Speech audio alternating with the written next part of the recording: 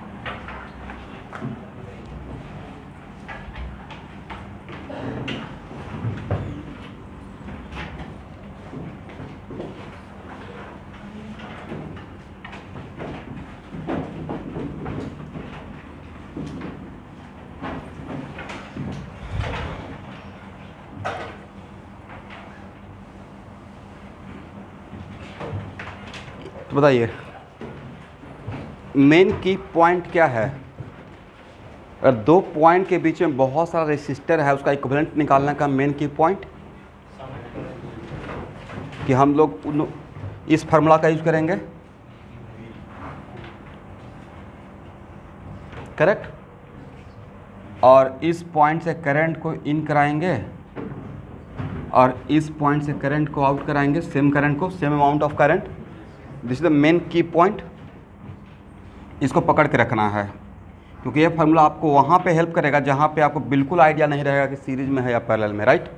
तो पहले उसका ऑलरेडी हम लोग पिछले क्लास में प्रॉब्लम देख चुके हैं, देखे थे ना, जहाँ पे आपको बिल्कुल कुछ आइडिया नहीं था, तो वहाँ पे इससे काम चलाना है। और उसके बाद Kirchhoff's law, distribution of current से, राइट। लेकिन यहाँ पे देखिए, हाउ कैन वी आइडेंटिफाई कि सीरीज में है या पैरेलल में है। तो कोई भी दो रेसिस्टर के अक्रॉस अगर सेम करंट का फ्लो हो रहा है, बीच में कोई जंक्शन है नहीं है। समटाइम्स जंक्शन दिखने में लगेगा लेकिन वो यूजलेस जंक्शन हो जाएगा। मान लेते हैं अगर यहाँ पे कोई जंक्शन मैंने क्रिएट कर भी दिया और एक करंट यहाँ से पास करा, इस जंक्शन में करंट का डिस्ट्रीब्यूशन नहीं हुआ और सेम करंट अगर सारे रेसिस्टर के अक्रॉस पास कर गया, मतलब वो जंक्शन का कोई मतलब, तो उसको आप सीरीज में ही मान सकते हैं, ठीक है। तो यहाँ से करंट का फ्लो हो रहा है, तो R1 के अक्रॉस, R2 के अक्रॉस और R3 के अक्रॉस डिफरेंट करंट जा रहा है या सेम करंट। तो पहला पॉइंट तो हो जाएगा आइडेंटिफाई करने का कि if same current flowing through the resistor, all resistor, then all these resistor are connected in series. यहाँ तक तो समझ में आ गया। और according to Ohm's law current का फ्लो हाई पोटेंशियल से लो पोटेंशियल की तरफ होता है ना। ओम्स लॉ के अकॉर्डिंग ही तो है ना। तो ये क्या रहेगा, इस रेसिस्टर को देखेंगे तो हायर पोटेंशियल है, बट इसके लिए, इस रेसिस्टर के लिए ये क्या रहेगा, जो इसका लोअर पोटेंशियल रहेगा वही इसके लिए क्या रहेगा, हायर। समझे या नहीं समझे। Flow of current from high potential to across the resistor. तो इसके लिए जो लोअर पोटेंशियल है वो इसके लिए हायर पोटेंशियल बनेगा, एग्री। और जो इसके लिए जो लोअर है वो इसके लिए क्या रहेगा, higher potential, and so on, right. तो हम लोग यहाँ से यहाँ तक ट्रैवल करते हैं, तो क्या VA minus VB equal to A लिख सकते हैं। इस पॉइंट का नाम आप कुछ दे दीजिए C, इस पॉइंट का नाम दे दीजिए D, इस पॉइंट का नाम दे दीजिए E।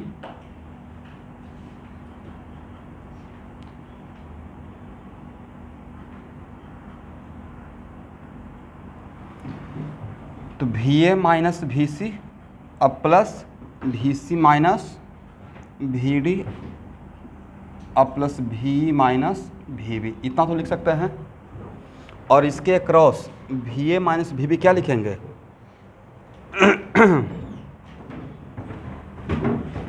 According to Ohm's law कुछ तो लिखिएगा, VA minus VC। Sir IR1 is it right? इसको क्या लिखिएगा? IR2। इसके लिए इसके क्रॉस अगर देखते तो क्या लिखते हैं? IR3 अब प्लस IRN, यहाँ तक तो सही है। देन RAB इक्वल टू क्या हो जाएगा? VA minus VB divide by, but A current A से इन किया हुआ और उतना ही सेम करंट बी से आउट होना चाहिए, राइट? इसका मतलब है कि इसके इस फार्मूला के हेल्प से हम लोग ये डिराइव कर रहे हैं, मतलब ये मेन फार्मूला है, ये हर जगह पे हम लोग को हेल्प करेगा, राइट? तो IR1 अब प्लस IR2 IR3 IRN और डिवाइड बाई I, तो I तो कॉमन हो गया ना यहाँ पे, राइट? इसका मतलब है कि सीरीज में रहेगा तो दो पॉइंट के बीच में अगर बहुत सारा रेसिस्टर है और वो अगर सीरीज में है तो उसका इक्विवेलेंट रेसिस्टेंस क्या हो जाएगा? R1 plus R2 directly add कर देना है, करेक्ट? मतलब सम ऑफ RI।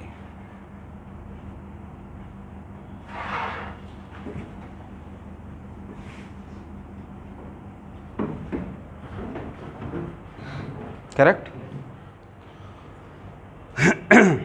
लेकिन यहाँ कहीं कहीं पे आपको कन्फ्यूजन होगा। पैरेलल में भी it is very important to note that parallel combination में भी आपको दो ऐसा रेसिस्टर मैं ले सकता हूँ जिसमें करंट का वैल्यू सेम रहेगा, बट वहाँ पे जैसा ही मैं बात कैपेसिटर में किया था, राइट? तो डिफरेंस क्या रहेगा? देखने का पॉइंट ऑफ व्यू डिफरेंट क्या रहेगा कि यहाँ पे किसी भी दो रेसिस्टर का लोअर पोटेंशियल और दूसरे का हायर पोटेंशियल रहता है। क्या इसका सारे रेसिस्टर का हायर पोटेंशियल कॉमन पोटेंशियल पे है और सारे रेसिस्टर का लोअर पोटेंशियल क्या कॉमन पोटेंशियल पे है? तो this is the basic difference, correct ना? एक पॉइंट लिखिए। पहला point, if resistor are connected in series, if resistors are connected in series,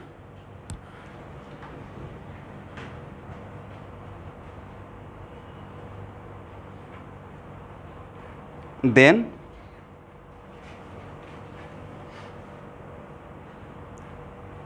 same current flowing through the all resistor, then same current flowing through the all resistor,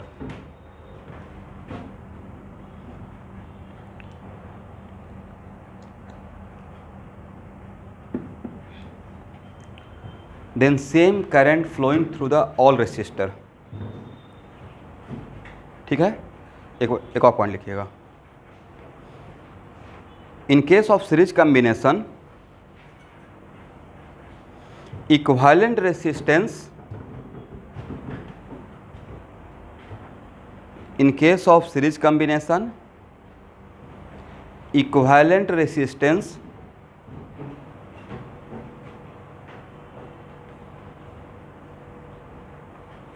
is greater than greatest of all resistor present in combination। In series combination equivalent resistance is greater than greatest of all resistor present in combination। इसका हिंदी में मतलब ये हुआ कि यहाँ से यहाँ तक जितना भी रेसिस्टर रहा होगा उसमें सबसे ज़्यादा जिसका वैल्यू रहेगा उससे भी ज़्यादा किसका रहेगा? इक्विवेलेंट का। सिंपल बात है, इसको ऐड कर रहे हैं, राइट? तो इसमें मान लेते हैं कि सबसे बड़ा ए है R3, तो इक्विवेलेंट R3 से छोटा रहेगा या उससे बड़ा ही रहेगा? जो यहाँ पे सिचुएशन है उसी को मैंने इंग्लिश में ट्रांसलेट कर दिया। एक और पॉइंट लिखिए, जिस पॉइंट से आप पैरेलल कोई आपको कंफ्यूज भी करने की कोशिश करेगा तो आप डिफ्रेंशिएट कर पाएंगे। In case of series combination higher potential of all resistor, higher potential of all resistor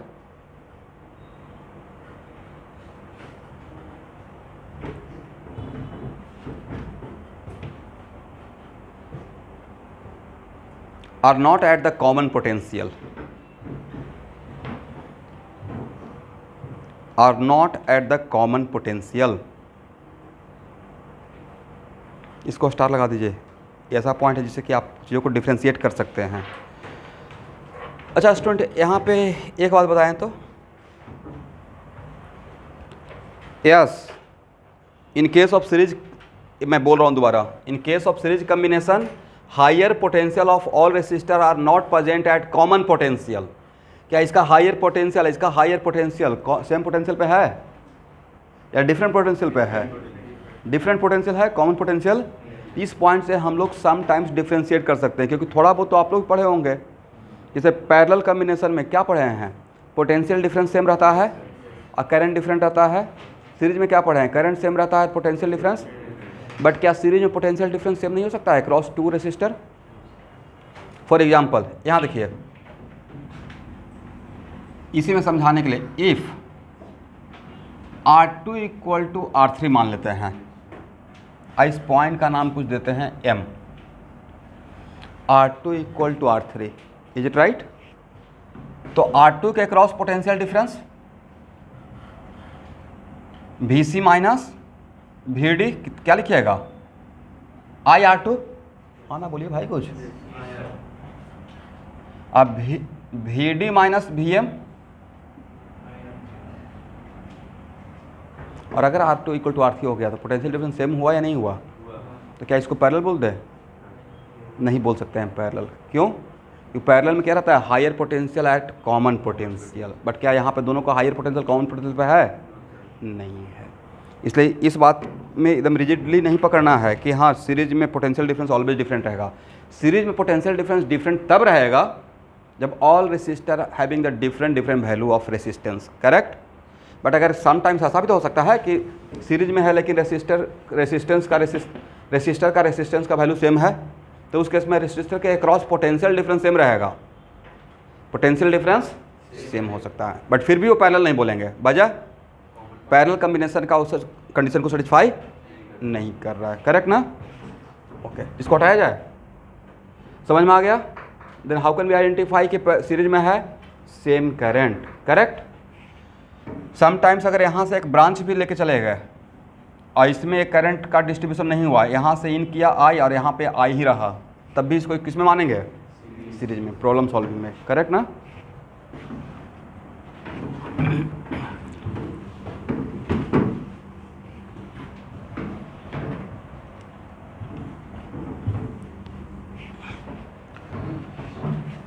चलिए यहाँ देखिए, समटाइम्स आपको ये पूछ लिया जाएगा, CAB conductance between A and B। कुछ नहीं है भाई, reciprocal of resistance is called what, conductance. Reciprocal of resistance is called what, बोलिए, कंडक्टेंस। और आगे पढ़ेंगे, reciprocal of resistivity is called what, conductivity, right. तो ठीक है, RAB निकालेंगे और उसको 1/दिस कर देंगे, तो इसको हम लोग क्या पढ़ेंगे, कंडक्टेंस पढ़ेंगे, ठीक है ना? What is the unit of conductance?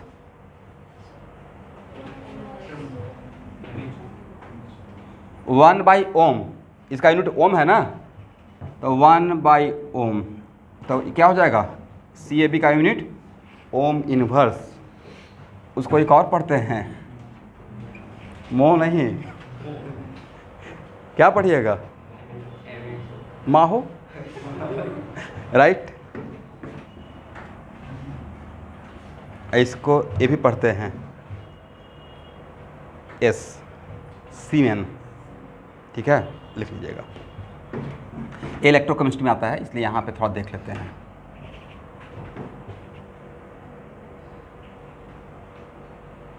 हो गया यहाँ तक?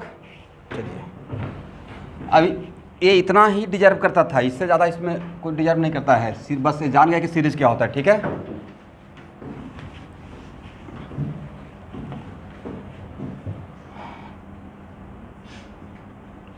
पैरेलल कॉम्बिनेशन,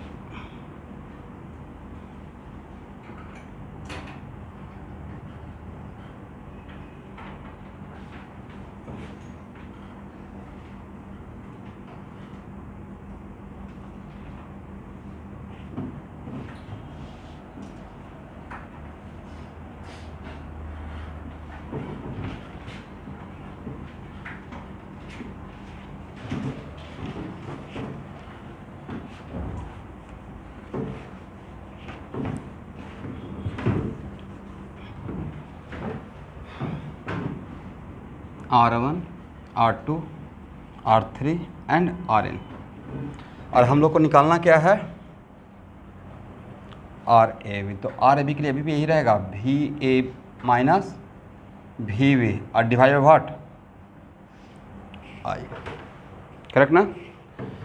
तरीका क्या रहेगा एवरीवन, सर यहाँ से करंट I को भेजेंगे और यहाँ से करंट I को आउट कर देना है। बट यहाँ पे सारे रेसिस्टर के अक्रॉस एक चीज़ कॉमन है, बोलिए, potential difference between two given point independent of path. तो इसके अक्रॉस पोटेंशियल डिफरेंस, इसके अक्रॉस पोटेंशियल डिफरेंस, इसके अक्रॉस डिफरेंट रहेगा या सेम रहेगा, सेम रहेगा, राइट। मान लेते हैं इसमें करंट I1 गया, इसमें करंट क्या गया I2, इसमें कितना करंट गया है I3, ऐसे मान लेते हैं करंट IN, मान सकते हैं ना। तो क्या हम लोग यहाँ पे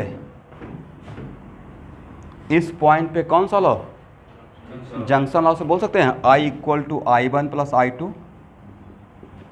plus I3 dot dot IN, बोल सकते हैं ना। ये जो लिख रहे हैं वो कौन सा लॉ से लिख दिए, जंक्शन लॉ से लिख दिए हैं, राइट। ये मेरा फर्स्ट इक्वेशन है। ओके एवरीवन,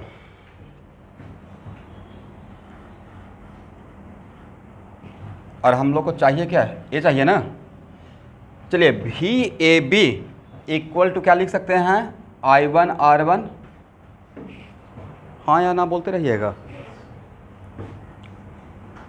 और VAB इक्वल टू क्या लिख सकते हैं, I2 R2 and dot dot VAB equal to लिख सकते हैं IN RN। बाद में इसका कैरेक्टरिस्टिक लिखवा दूंगा, ठीक है। Imply I1 equal to what, VAB by R1,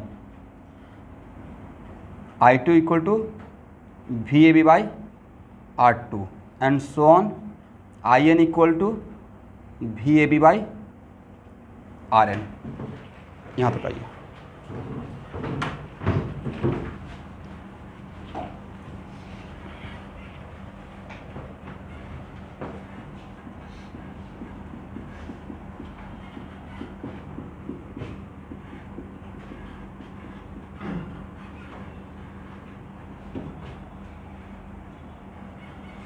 I1 के बदले क्या लिखा जाए,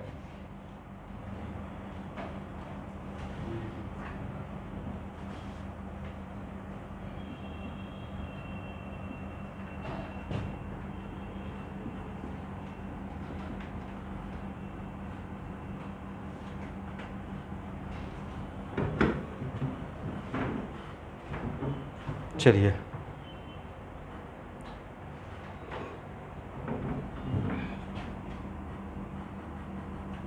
सब में कॉमन ले सकते हैं इसको, VAB, और इसको नीचे ला सकते हैं 1 by R1 1 by R2 1 by RN। और इसके बदले क्या लिखिएगा, यहाँ से देख लीजिए, VAB बाई I, ये था RAB, तो I बाई VAB कितना रहेगा, 1 बाई RAB।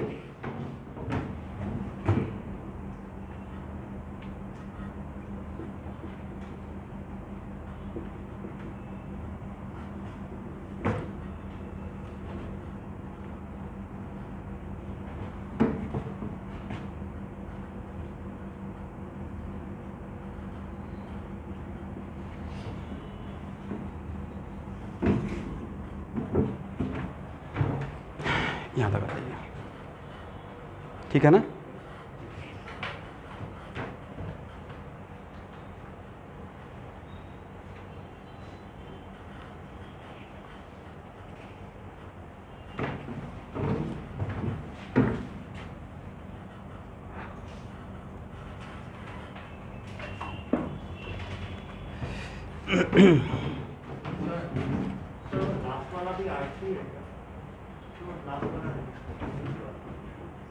ओह RN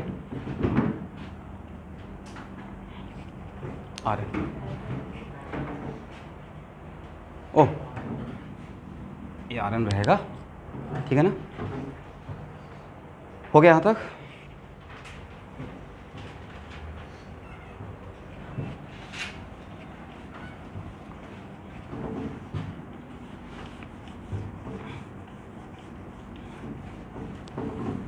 अब देखिए स्टूडेंट, ऐसे मैं मैथमेटिकली प्रॉब्लम दूंगा, एक दो छोटा सा एग्जांपल लेंगे, वहाँ प्रूफ कर देंगे। तो पैरेलल कॉम्बिनेशन का क्वालिटी क्या रहा कि कोई भी दो रेसिस्टर के अक्रॉस अगर पोटेंशियल डिफरेंस सेम है, बट सिर्फ इतना बोलना काफ़ी नहीं रहेगा, क्या रहेगा? पोटेंशियल डिफरेंस सेम, और उन सारे रेसिस्टर का हायर पोटेंशियल, इसका भी हायर पोटेंशियल ये है प्लस प्लस प्लस, राइट, और लोअर पोटेंशियल और एट द कॉमन पोटेंशियल इसका हायर पोटेंशियल का value same potential, right. Potential difference same होना पड़ेगा। At the same time all resistor का higher potential have the common potential and all resistor का lower potential have the common potential, तब उसको हम लोग बोलेंगे resistor are present in parallel. But दो रेसिस्टर पैरेलल में होते हुए क्या दो रेसिस्टर के क्रॉस करंट का वैल्यू सेम हो सकता है या नहीं हो सकता है? बिल्कुल हो सकता है भाई। अगर R1 इक्वल टू R2 हो गया, देन R1 इक्वल टू यहाँ पे लिखे थे ना I1 का वैल्यू, तो अगर R1 इक्वल टू R2 हो जाएगा तो I1 इक्वल टू क्या हो जाएगा? I2 हो जाएगा। Is it right? लिखिए। और प्लस मैथमेटिकली ये मेरा ऑब्जर्व किया हुआ है, अगर रेसिस्टर पैरेलल में रहेगा, किस में रहेगा? अगर आपको सर्किट में रेसिस्टेंस कम करना है तो रेसिस्टर को किस में कनेक्ट कीजिए? सीरीज में या पैरेलल में? पैरेलल में करेंगे। Is it right? इसका मतलब है कि इस कॉम्बिनेशन में जितना भी रेसिस्टर रहेगा उसमें से सबसे जो लोअर वैल्यू जिस रेसिस्टर का रहेगा इक्विवेलेंट रेसिस्टेंस उससे भी कम हो जाएगा। इसका मतलब है कि equivalent resistance lower than lowest of all resistor present in combination. ठीक है, ऐसा होता है। लिखिए पहला पॉइंट फीचर में,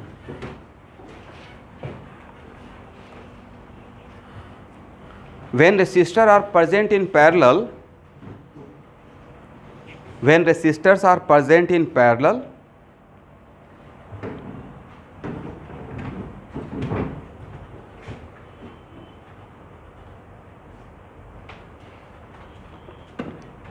then potential difference across the resistor are same, then potential difference across the resistors are same.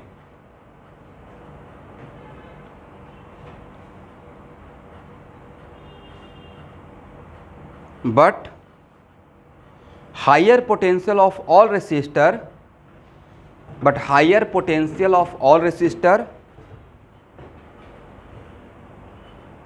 are at common potential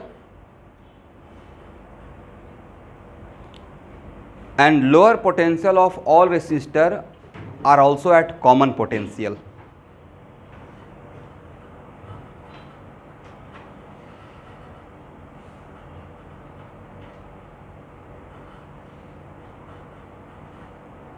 ये पहला इसका फीचर हो गया पहचानने का, राइट। सेकेंड पॉइंट लिखिएगा,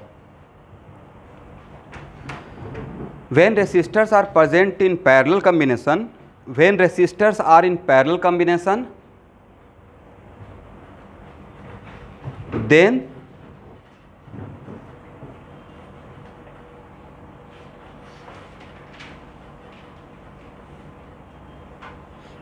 value of equivalent resistance, then value of equivalent resistance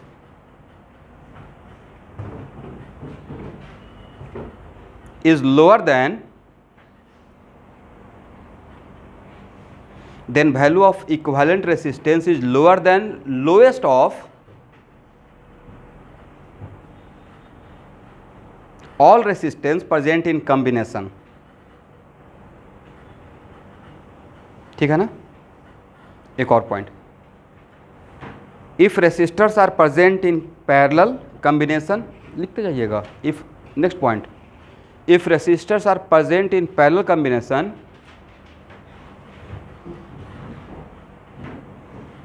and value of resistors are, and value of resistance of resistor are different,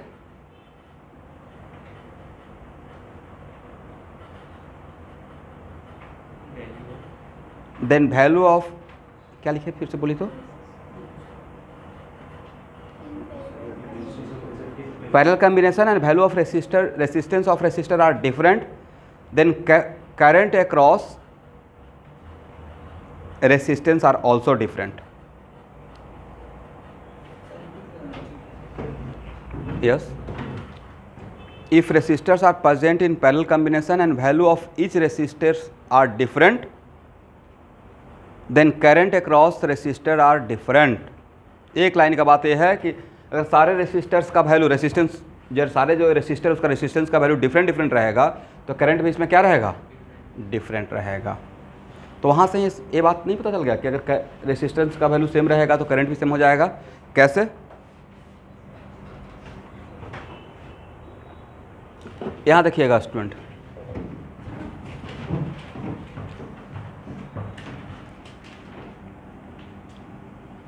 VAB equal to, आप ए भी तो लिख सकते हैं, I1 R1, right.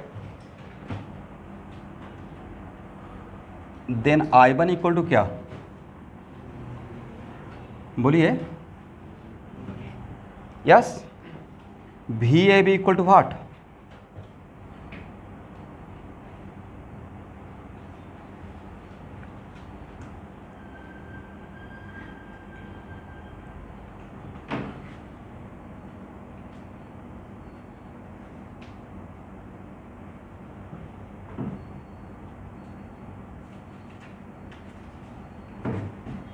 Imply IN equal to,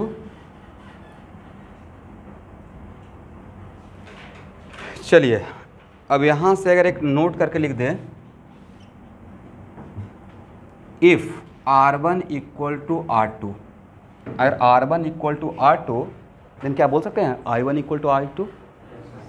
इसका मतलब यह strictly नहीं बोल सकते हैं कि पैरेलल में ऑलवेज करंट डिफरेंट ही रहेगा, डिपेंडिंग अपॉन कि अगर रेसिस्टर्स का वैल्यू डिफरेंट है, सारे रेसिस्टर का डिफरेंट है, तब करंट डिफरेंट तो पैरेलल में है और किसी उस पैरेलल में से किसी दो का, नॉट R1 R3 का ही अगर वैल्यू सेम रहेगा तो उन दोनों में करंट डिफरेंट रहेगा या सेम हो जाएगा, सेम हो जाएगा. करेक्ट ना.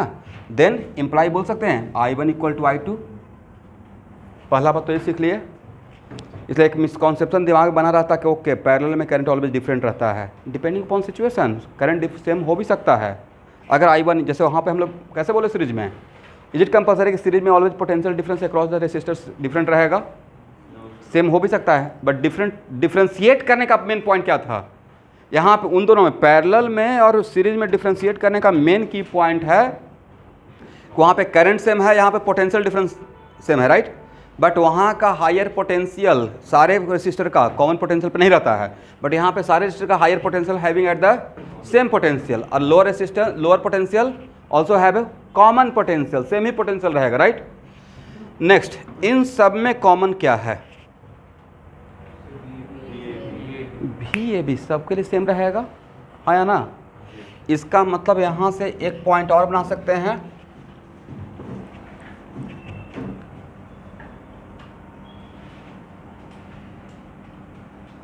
क्या यहाँ से लिख सकते हैं,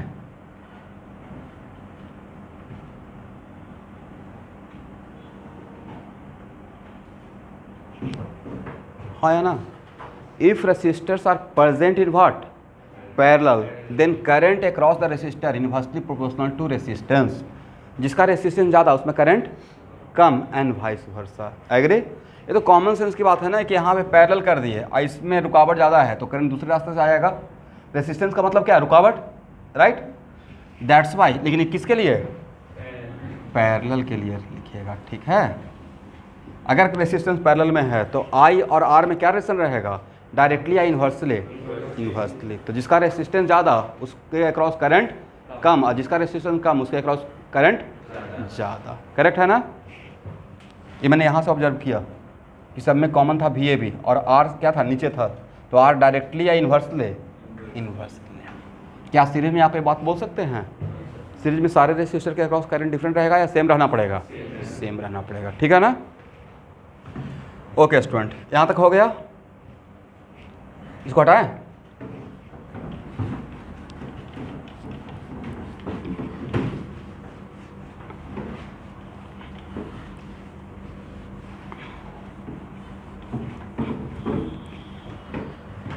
चलिए student, I1 is to I2 is to I3 is to IN equal to what?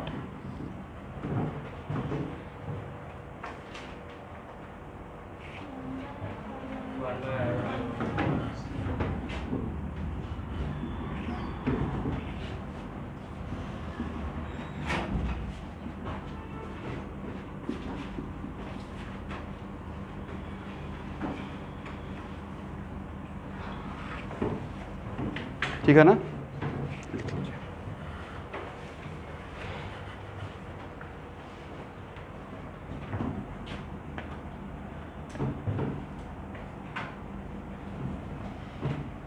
चलिए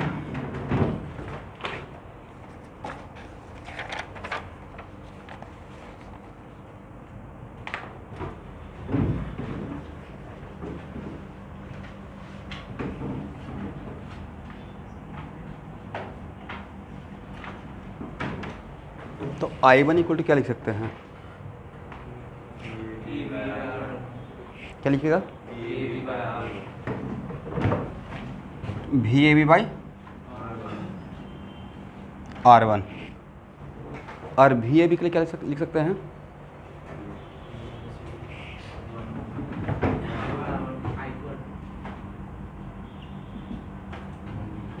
ए लिख रहा था ना, हाँ या ना? Then VAB equal to what?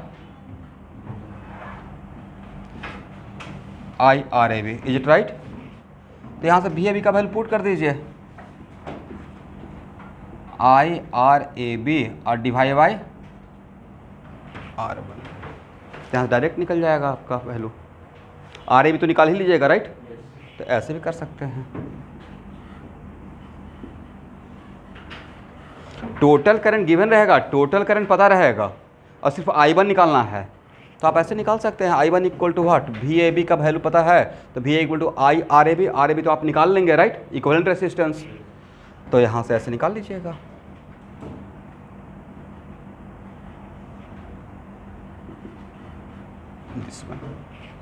थोड़ा फास्ट होने के लिए, क्योंकि ये तो वैल्यू रहेगा ही VAB, और VAB के बदले आप डायरेक्ट वहाँ से ये वैल्यू को पुट कर दीजिएगा, VAB equal to this one, और RAB आपको पता रहेगा, थोड़ा जल्दी से निकल जाएगा। जो सब में देखिएगा, ये तो बहुत कॉमन सेंस की बात है ना स्टूडेंट।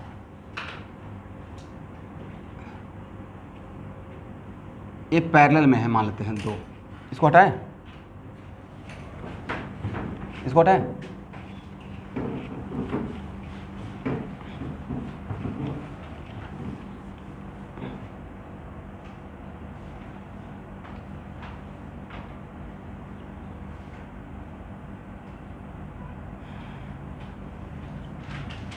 R1 R2 और इसमें I1 और इसमें I2 राइट, और टोटल करंट कितना है? I है, और दो ही पैरेलल मानते हैं समझाने के लिए, सिर्फ आपको लिख सकते हैं ना I1 R1 equal to I2 R2। उतना अगर नहीं समझना चाहते हैं तो I1 by I2 equal to what? R2 by R1, imply दो तरफ 1 ऐड कर सकते हैं तो कितना हो जाएगा? I1 by I2 plus 1 equal to R2 by R1 अब प्लस 1 कितना हो जाएगा? I1 प्लस I2 और divide by I2 equal to, सही है ना? यहाँ R2 प्लस R1 और divide by R1, then I2 equal to कितना हो जाएगा? R1 I1 प्लस I2 कितना? टोटल करंट ना, तो I into R1 by R1 plus R2 हो जाएगा। ठीक है, करेक्ट ना? और ये बात यहाँ से भी तो बोल सकते हैं, यहाँ देखिए,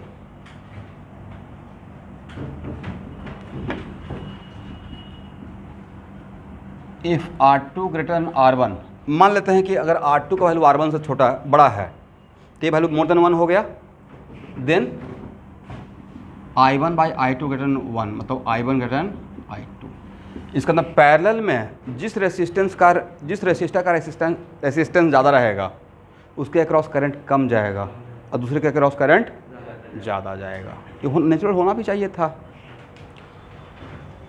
तो देखिए पैरेलल कॉम्बिनेशन में करंट निकालना रहेगा तो निकाल लेंगे हम लोग, हो जाएगा ना। टाइम एकदम टाइम से आइएगा, ठीक है। नेक्स्ट टाइम से इसको हटाएं, ठीक है।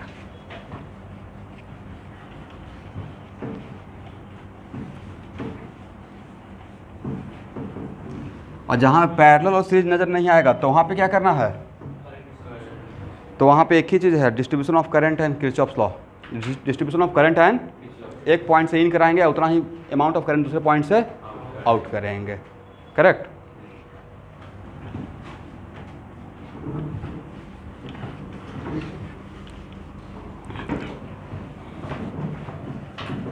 चलिए आप लोग को थोड़ा बढ़िया लगने के लिए कुछ एक दो प्रॉब्लम तो डिजर्व करता है।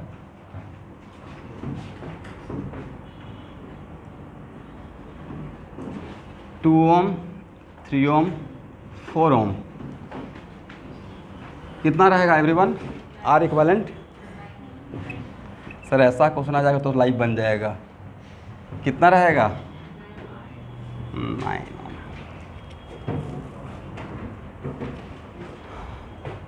इस बार एडवांस का टोटल पेपर कितने मार्क्स का था? 360। सुबह भी इन लोगों से डिस्कस कर रहे थे, जिसका 102 मार्क्स है उसका 15,000 रैंक है जनरल का, और ESW शायद कुछ इनकम से रिलेटेड है कैटेगरी, तो उसमें 2100 रैंक है। Only 102 marks. How much marks? Less than 30%, less than 150 अगर ले आइएगा सिलेक्शन बहुत वेरी गुड रैंक हो जाएगा। ज़्यादा टफ नहीं है भाई IIT, बहुत स्ट्रेट फॉरवर्ड एग्ज़ाम है, एक कॉम्प्लिकेटेड है ही नहीं। बट सबसे बड़ी चीज़ है कि उसको लेकर गलतफहमी भी दिमाग में मत पालिए कि हाँ बहुत आसान है। और जो कैटेगरी से हैं उनके लिए बहुत बड़ा गोल्डन अपॉर्चुनिटी, आप कैटलिस्ट से पढ़ रहे हो, बहुत बड़ा गोल्डन अपॉर्चुनिटी है। 50 मार्क्स भी ले आइएगा तो लाइफ बन जाएगा, पूरा लाइफ मुझे याद कीजिएगा कि हाँ सर ने सही से गाइड कर दिया।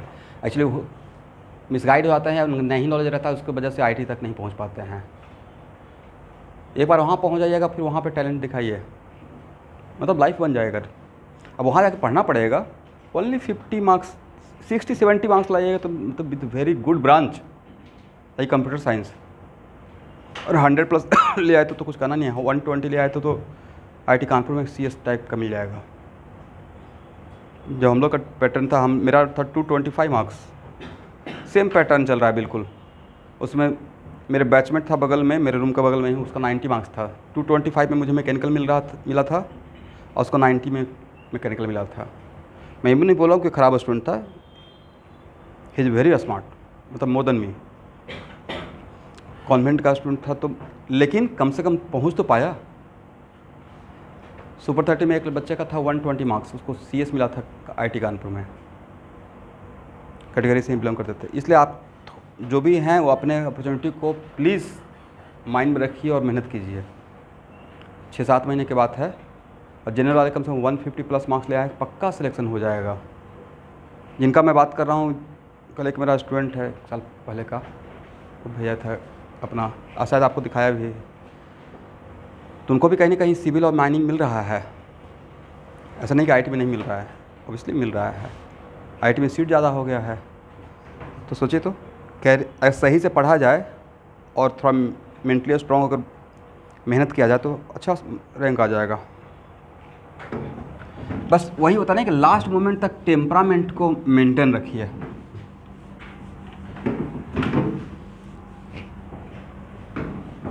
मेरे कहने का सेंस ये नहीं है कि हाँ किसी एक रिजल्ट हो गया तो अच्छा कब लगेगा, जब बहुत सारे रिजल्ट एक साथ होगा। अब वो वही पैटर्न एक्चुअली मेरा था। अब कुछ कुछ चीज़ें 2-3 साल में ऊपर नीचे होते चला गया, तो उसमें जो चीज़ आपके हाथ में कंट्रोल में नहीं है, अदरवाइज एक सीरीज ऑफ रिजल्ट होता था। तो हर साल 5-6 IITian प्रोड्यूस, NIT में लॉट ऑफ NIT में जा रहे हैं, बच्चे CEE का तो हम लोग ऐसे भी केयर नहीं, लेकिन CEE का भी केयर करना है। तो बस थोड़ा सा टेम्परामेंट टेस्ट वगैरह देते रहिए।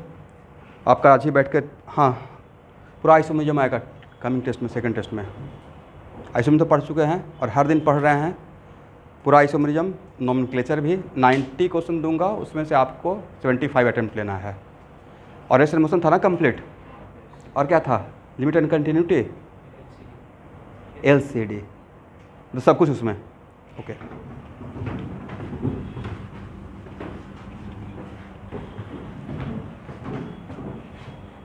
चलिए student,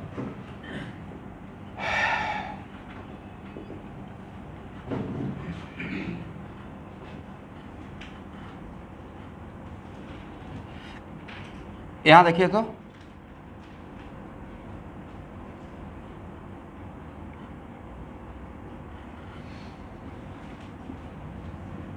one ohm, 2 ohm, 3 ohm, A और B के बीच में इक्विवेलेंट रेसिस्टेंस क्या रहेगा? फर्स्ट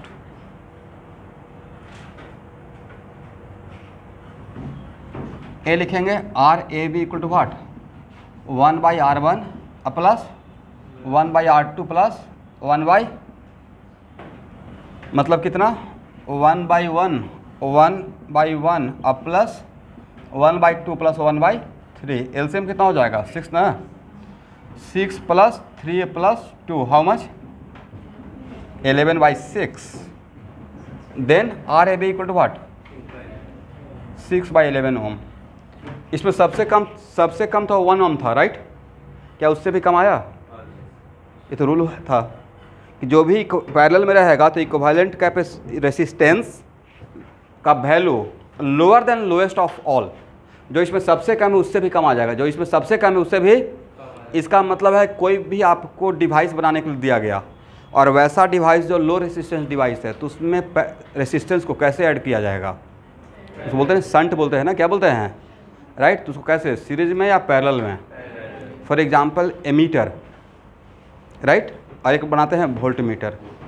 तो voltmeter high resistance device होता है और एमीटर, तो वोल्ट मीटर में कैसे जोड़ा जाता है, सीरीज में, बट एमीटर में पैरेलल में करते हैं, ताकि क्या हो जाए, लो रेसिस्टेंस हो, उसका सेंसिटिविटी ज़्यादा रहना चाहिए, सारा करंट दिखाए, राइट?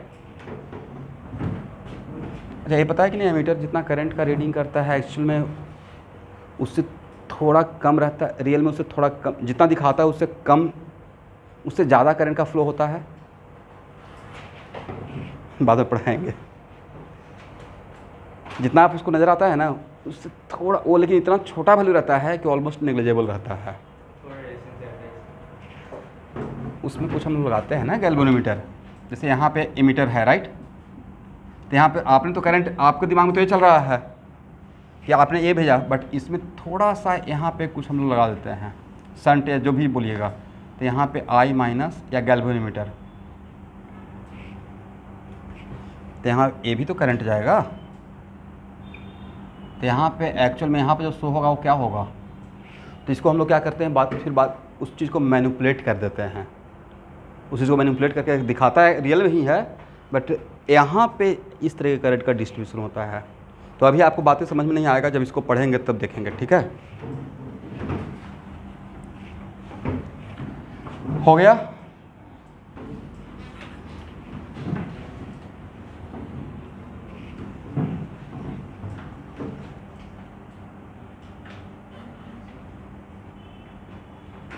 ये आप लोग का बहुत फेवरेट है, इसको भी ले लेते हैं, ठीक है? Beta stone,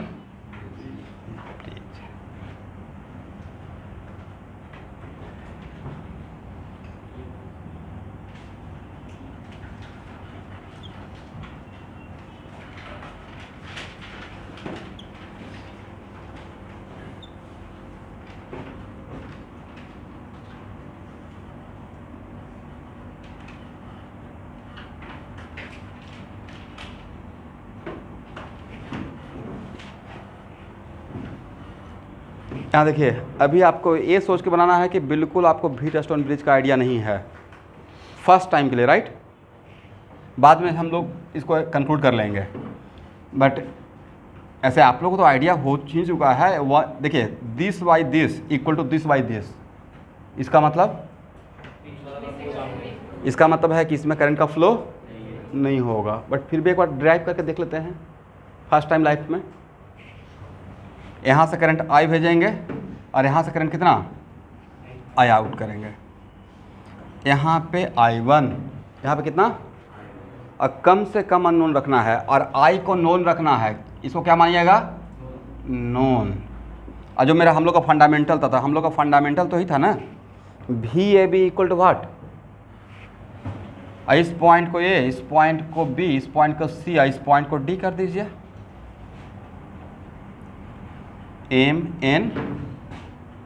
MNEF। तो RAB इक्वल टू क्या लिखना चाहिए एवरीवन, सही है। देखिए तो मेरा मेन की इक्वेशन तो दिस वन, और उसके बाद यहाँ पर टास्क ये भी है VC माइनस VD निकालना। ये वैल्यू क्या होगा, चलिए यहाँ से कितना करंट का जाएगा I माइनस, इसका मतलब आपने ऑन द स्पॉट यहाँ पे कौन सा लॉ लगा दिया, जंक्शन लॉ। यहाँ से I1 यहाँ पे कितना भेजें, कुछ तो भेजेंगे, I2 तो यहाँ पे कितना I1 माइनस, अब यहाँ से जा रहा है I माइनस I1 राइट, इस तरफ से कितना आ रहा है I1 माइनस I2, तो इसमें कितना करंट रहेगा,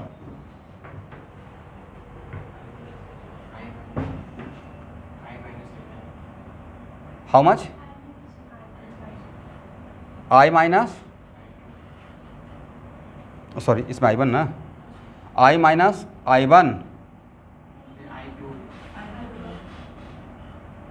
अच्छा ये और ये तो कैंसिल ना, I माइनस यस, और यहाँ पे ये दोनों जोड़ कर कितना हो जाएगा I, तो डिस्ट्रीब्यूशन ऑफ करंट हो गया।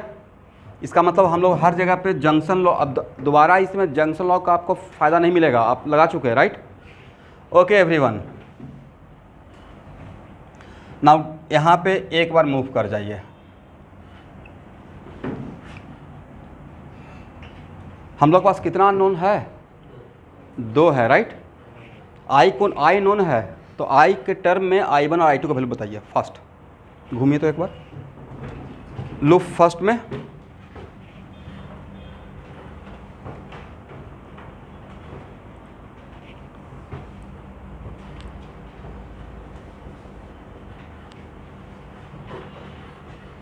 चलिए यहाँ से घुमा जाए, यहाँ से यहाँ आते हैं, एंटी क्लॉकवाइज मूवमेंट को पॉजिटिव मानते हैं, ठीक है। लूप फर्स्ट, तो sum of IR terms equal to 0, क्योंकि बैटरी तो है नहीं, तो sum of IR term equal to what 0। तो यहाँ से यहाँ तक के लिए कितना लिखा जाए, I minus I1, I into 2 लिख दें डायरेक्ट। और यहाँ से यहाँ तक के लिए मैं ऐसे घूम रहा हूँ, यहाँ से यहाँ तक के लिए क्या लिखे, प्लस लिखे या माइनस लिखे, माइनस कितना 2, I1 माइनस I2, और यहाँ से यहाँ तक के लिए कितना लिखे हैं, minus what I1 equal to 0। तो 2I minus 2I1 minus 2I1 plus 2I2 और माइनस I1 इक्वल टू 0 हो जाएगा राइट। तो 2I1 और I1 और 2I1 हाउ मच, 5I1 ना, 2I2, थोड़ा देखते रहिएगा स्टूडेंट कहीं भी मिस्टेक ना हो, इक्वल टू कितना, सही है क्वेश्चन, एक और मिला लीजिए, सही है ना। लूप सेकेंड,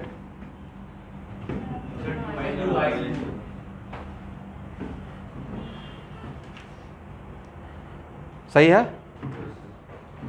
सेकेंड लूप, सी से घूमते हैं वापस, सी से एंटी क्लॉकवाइज घूमते हैं, सी पे आते हैं, तो क्या लिखेंगे 2I1 माइनस I2 अब प्लस 4I माइनस I2 अब minus 2I2 equal to what 0। 2I1 minus 2I2 अब plus 4I minus 4I2 minus 2i2 equal to what, 0। i1 को i1 के साथ कीजिए, तो यहाँ पे i1 टर्म तो एक ही है ना, 2i1, और i2 कितना है, minus 8i2 equal to what, minus 4i। सही है, देखिए तो। चलिए क्वेश्चन फर्स्ट और सेकंड को सॉल्व करके i1 का वैल्यू बताइए।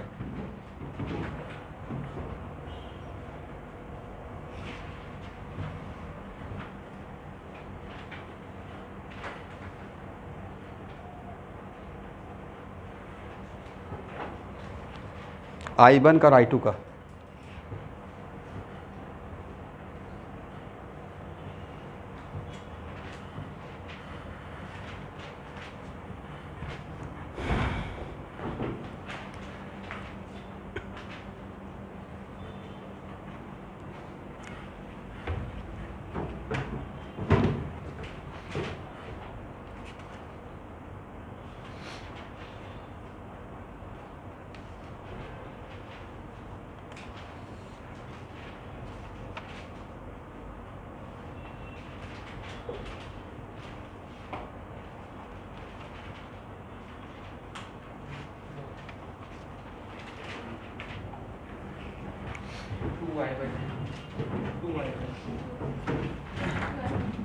From first and second i1 का वैल्यू 2i/3 और i2 का सेम आना भी चाहिए था,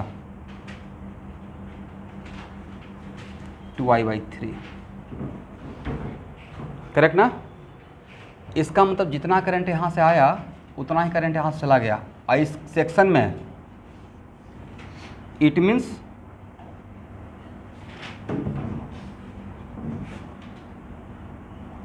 current through CD equal to what, बोलिए, i1 minus i2 equal to 0 कर दें। i1 i2 का वैल्यू सेम हो गया, और इसमें करंट कितना था, i1 माइनस i2, तो इस सेक्शन में करंट का फ्लो होगा। और रेसिस्टर, किसी सर्किट में रेसिस्टर लगाए हुए हैं और उसमें करंट का फ्लो ही नहीं हो रहा है, तो यूजफुल है या यूजलेस है। अब VC माइनस VD फिर क्या बोलिएगा, VC minus VD equal to, तो यही बोलते हैं ना, i1 minus i2 into 2 ohm, I value क्या हो गया, 0। मतलब VC equal to what, VD। मतलब ए पॉइंट और ए पॉइंट डिफरेंट पोटेंशियल में या सेम पोटेंशियल, सेम पोटेंशियल। ऐसा ही बात किए थे कैपेसिटर में, याद है आप लोग को। ओके,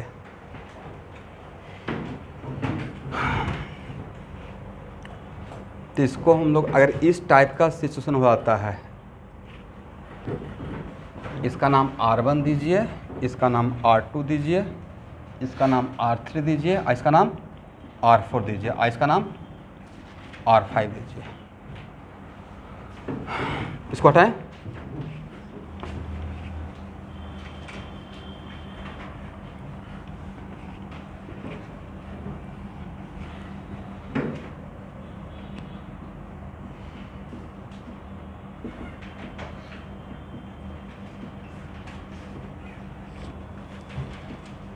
अरे इस कंडीशन को सेटिस्फाई करता तो इसी को हम लोग बोलते हैं बैलेंस्ड।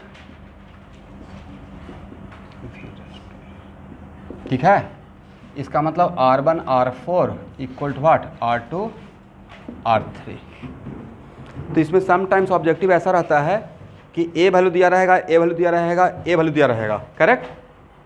आउट ऑफ 4 3 रेसिस्टर दिया रहेगा, पूछा जाएगा इसका क्या वैल्यू लिया जाए, दैट्स व्हाई इसके थ्रू करंट का वैल्यू 0 हो जाए। मतलब किस पे, बैलेंस व्हीटस्टोन ब्रिज का क्वेश्चन है। इसका इसका इसका वैल्यू दिया रहेगा और इसका पूछा जाएगा कि इसका क्या वैल्यू हो, दैट्स व्हाई इसमें करंट का फ्लो क्या रहे, 0। इसमें गैल्वेनोमीटर लगाया जाएगा, तो क्या इस गैल्वेनोमीटर में डिफ्लेक्शन, गैल्वेनोमीटर एक डिवाइस होता है जो हाईली सेंसिटिव होता है।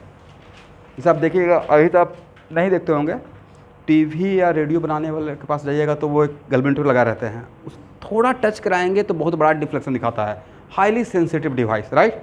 थोड़ा भी करंट का फ्लो होगा तो उसमें डिफ्लेक्शन आएगा, बट क्या इस कंडीशन पे इसमें डिफ्लेक्शन दिखेगा, करंट का फ्लो है ही नहीं, करंट का फ्लो क्या है, 0 है। यहाँ तक समझ में आ गया। चलिए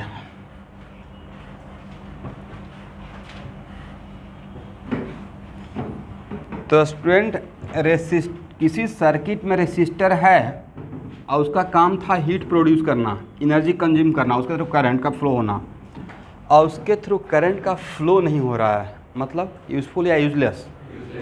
यूजलेस है, राइट। तो इसमें प्रॉब्लम सॉल्व करने का फर्स्ट पॉइंट ऑफ व्यू,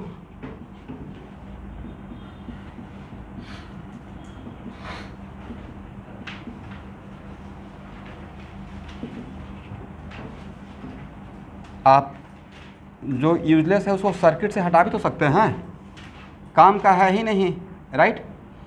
इसका मतलब है कि यहाँ का करंट इस तरफ डिस्ट्रीब्यूट हुआ, या जितना आया उतना चला गया, मतलब ए और ए किस में हो गया? सीरीज R1 R3, ए पॉइंट है C, ए पॉइंट है C और ए पॉइंट है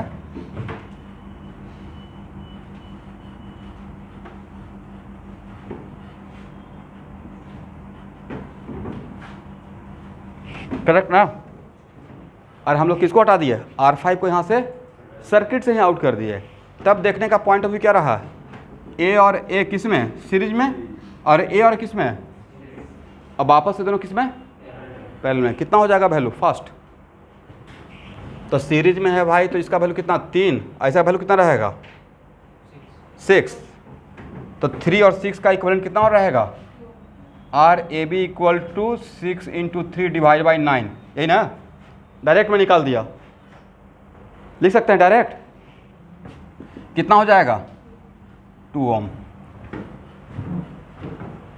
ठीक है ना। मैंने क्या किया, इसको सीरीज में ले लिया, जोड़ दिया डायरेक्ट, इसको भी सीरीज में ले लिया, और वापस में दोनों क्या था? पैरेलल में। अब पैरेलल के लिए डायरेक्ट फार्मूला लगा दिया, राइट। आप समझे मैंने क्या किया? नहीं समझे? इसके बदले ए लिख सकते हैं, इन दोनों के बदले 3 ohm, this plus this plus series का कॉन्सेप्ट, राइट। और नीचे वाला के बदले लिख सकते हैं 6 ओम, हाँ या ना। इक्विवेलेंट का मतलब क्या कि उन दोनों के बदले एक रेजिस्टेंस डाल दें। अब ए और ए किस में है? पैरेलल में। अब पैरेलल के लिए क्या फार्मूला था? 1/RAB इक्वल टू लिख सकते हैं 1/3 प्लस 1/6, 1/3 प्लस 1/6, तो कितना हो जाएगा? 6 + 3 डिवाइडेड इंटू 3 × 6। तो RAB इक्वल टू, मैं डायरेक्ट कर रहा था एक्चुअली, तो RAB इक्वल टू कितना? 6 × 3 और डिवाइड बाई 9। दो रेसिस्टर अगर पैरेलल में है, लाइक R1 और R2 और पैरेलल में है, इसका मुझे याद ही रहता है, आप लोग को भी याद रहना चाहिए। R1 R2 डिवाइड बाई, ये आता है ना, R1 + R2। थोड़ा फास्ट हो जाएंगे, लास्ट में आना तो वही है। तो कितना वैल्यू आ गया? 2 ओम। ऐसे मैं सोचा।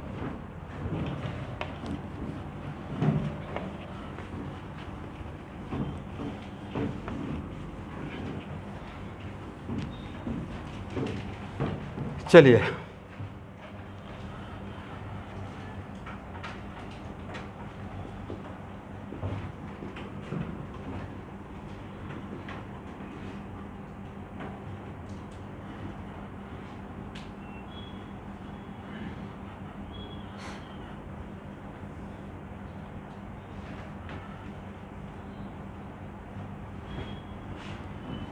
सेकेंड पॉइंट ऑफ व्यू ये भी तो हो सकता है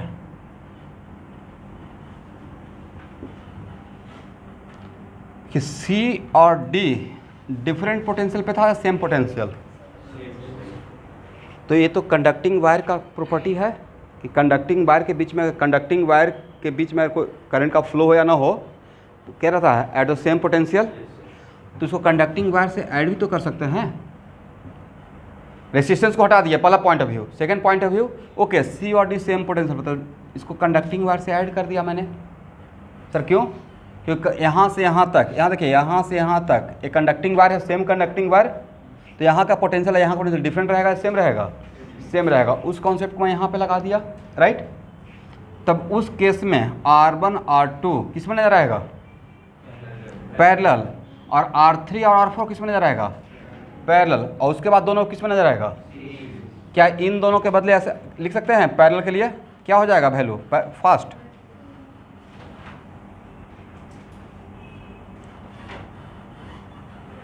भाई इसको आप ऐसे भी तो देख सकते हो,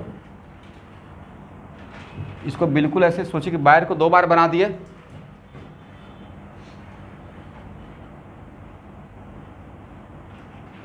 देखने का पॉइंट ऑफ व्यू ऐसे भी तो कर सकता ना, इस वायर को ऐसे फाड़ कर, राइट। और ये क्या है, R1 R2 R3 R4, ये दोनों पैरेलल में, ये दोनों पैरेलल में, आपस में फिर क्या हो जाएगा, सीरीज में। इन दोनों का पैरेलल में वैल्यू निकालिए, इन दोनों का पैरेलल में, उसको बाद सीरीज में निकालिए और ऐड कीजिए, कितना वैल्यू आता है, 2 में आएगा। अब जैसे मर्जी वैसे सॉल्व कर लीजिएगा, ये काम कर सकते हैं, अभी हो जाएगा ना। इसका मतलब व्हीटस्टोन का ब्रिज अगर आपने पहचान लिया कि व्हीटस्टोन ब्रिज है, तो जैसे जो आपका सुविधा लगता है, मुझे तो लगता है कि इसको यहाँ पे इस पॉइंट ऑफ व्यू से ज़्यादा फास्ट हो जाएंगे, नहीं इस रेसिस्टेंस को हटा दिया जाए तो सीरीज में आपस में पैरेलल में। बट इसको कोई अगर आपको कॉन्सेप्चुअली चेक करने की कोशिश करे कि इसको ऐसे करके निकाल सकते हैं, नहीं निकाल सकते, इसको ऐसे भी करके निकाल सकते हैं। Is it right? चलिए इसको हटाया जाए, सेम आंसर आएगा, कैलकुलेट कर लीजिएगा।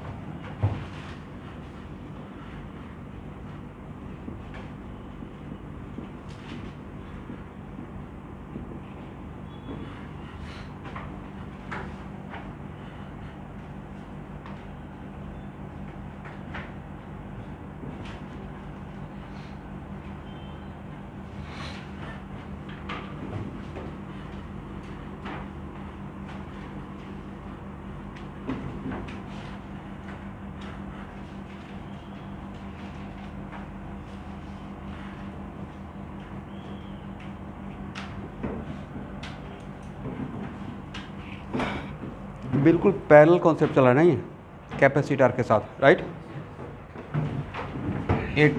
2 ओम, अरे 1 ohm. This is not the example of Wheatstone bridge. ऐसा नहीं कि सर 1:2 और 1:2, इसके टाइम पे ऐसे देख लेंगे, इसके टाइम पे ऐसे, ऐसा नहीं देखना है, राइट। बट इसमें एक चीज़ कॉमन है, क्या, इसके अलॉन्ग डायगोनल सिमेट्रिसिटी, राइट। इसका मतलब है कि अगर यहाँ से करंट आई भेजते हैं या डायगोनल सिमेट्रिसिटी, कुछ भी जो हम लोग if and but Wheatstone bridge का आप क्यों यूज़ करना चाहते हैं, सर प्रॉब्लम थोड़ा फास्ट सॉल्व हो जाए। और जहाँ पे कुछ भी समझ में नहीं आएगा तो वहाँ पे नहीं सॉल्व होगा, वहाँ तो पक्का होगा ही होगा, लेकिन थोड़ा टाइम ज़्यादा कंज्यूम होगा, राइट। तो ये सब हम लोग चीज़ देख रहे हैं कि दैट्स वाई कि कम से कम अननोन आए, या कभी कभी विदाउट करंट का फ्लो का हम लोग को मिल जाए वैल्यू, राइट। तो यहाँ से करंट अगर आई को नॉन लेकिन मानना है, क्या मानना है, नोन। अभी भी हम लोग इसी पे काम कर रहे हैं। R A B equal to what, V A B by I. यहाँ से करंट आई भेजना है और आई यहाँ से आउट करना है।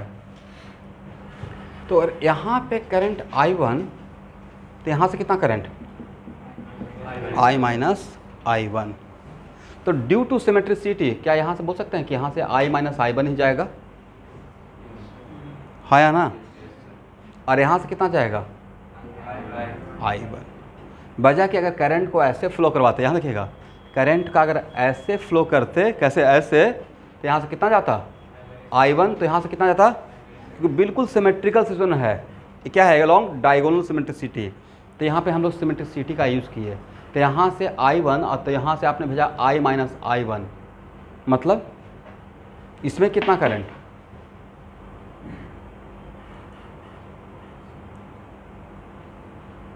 ये तो यहाँ से निकाल सकते हैं स्टूडेंट।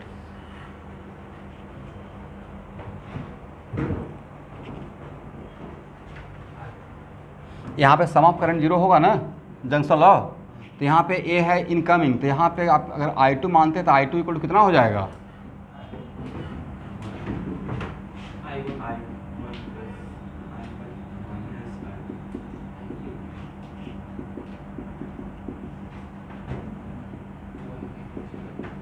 है ना,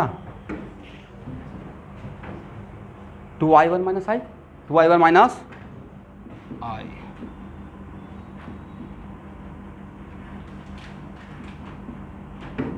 समझे मैंने क्या किया? मैं यहाँ पे करंट मान लिया I2 इस सेक्शन में, और यहाँ पे जंक्शन लगा दिया, तो out going current equal to what? Incoming current. वहाँ से I2 का वैल्यू निकाल लिया, राइट? यहाँ पे मैंने डायगोनल सिमेट्रिसिटी का यूज़ किया। याद रखिए, इसके अलोंग डायगोनल सिमेट्रिसिटी ऐसा होता है एक्चुअली। अब अगर आप नहीं मानिएगा तो मैं क्या करूँगा कि इसमें अननोन 2 इन्वॉल्व करूँगा, बाद में वैल्यू निकालेंगे, अब बाद में प्रूफ कर देंगे। तो इसमें 2 बात है, या तो पूरा प्रूफ कर लिया जाए एक बार लाइफ में फर्स्ट टाइम, वो आपको मैं टास्क दे दूँगा, और नहीं तो फिर मेरे ऊपर ट्रस्ट कर लीजिए, पक्का यही होगा। जब आप सॉल्व कीजिएगा ना, तो इसमें जितना करंट रहेगा डैम्स, और इसमें भी करंट उतना ही दिखेगा। इसमें जितना करंट रहेगा डैम्स श्योर। तो सर आप ऐसा कर क्यों रहे हैं? मैं चाह रहा हूँ कम से कम अननोन, दैट्स वाई कि मुझे एक ही लूप में घूमना पड़े। कितना लूप में? और मैं थोड़ा फास्ट हो जाऊँ, इसके लिए काम कर रहा हूँ। ये आप लोग चाहते हैं सर एक बार प्रूफ कर लिया जाए, होता है या नहीं होता है? बोलिए बोलिए, प्रूफ कर लिया जाए। ओके,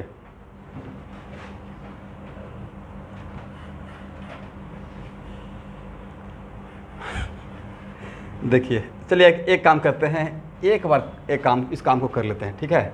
बाद में मेरे पर ट्रस्ट कर लीजिएगा, ठीक है ना? दूसरे प्रॉब्लम के लिए चलिए, स्टूडेंट इसका कितना वैल्यू था? 2 ना? ऐसा कितना? यहाँ पे I1, यहाँ पे I माइनस, इसमें मान लेता हूँ I2, तो इसमें तो ये तो मान सकते हैं ना I1 minus I2, I1 minus I2, और यहाँ पे कितना? यहाँ से आ रहा I माइनस I1 है, यहाँ से आ रहा I2, तो इसमें कितना जाएगा एवरीवन? बोलिए, I माइनस I1 अब प्लस I2, और यहाँ करंट मिलकर क्या होता, कितना हो जाएगा? यहाँ तक तो कोई प्रॉब्लम नहीं है। चलिए इस लूप में मूव कीजिए और इस लूप में मूव कीजिए, और दोनों लूप में किरचॉफ लॉ अप्लाई करने के बाद मुझे I1 I2 का वैल्यू निकाल के बताइए। किसका? इन टर्म्स ऑफ व्हाट? लिखिए भाई, find the current of I1 and I2 in terms of I। 2 he unknown है ना? कितना अननोन है?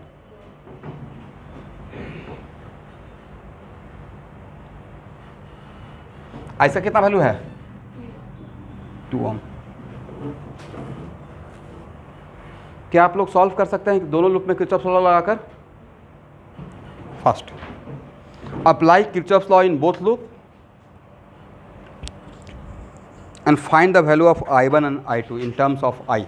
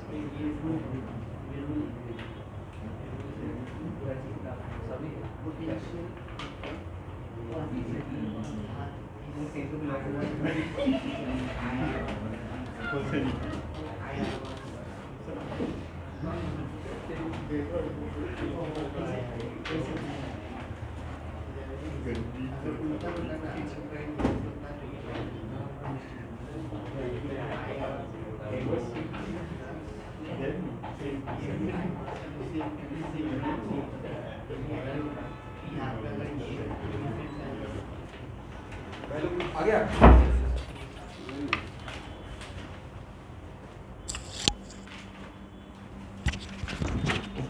जरा I1 का वैल्यू बताइए तो।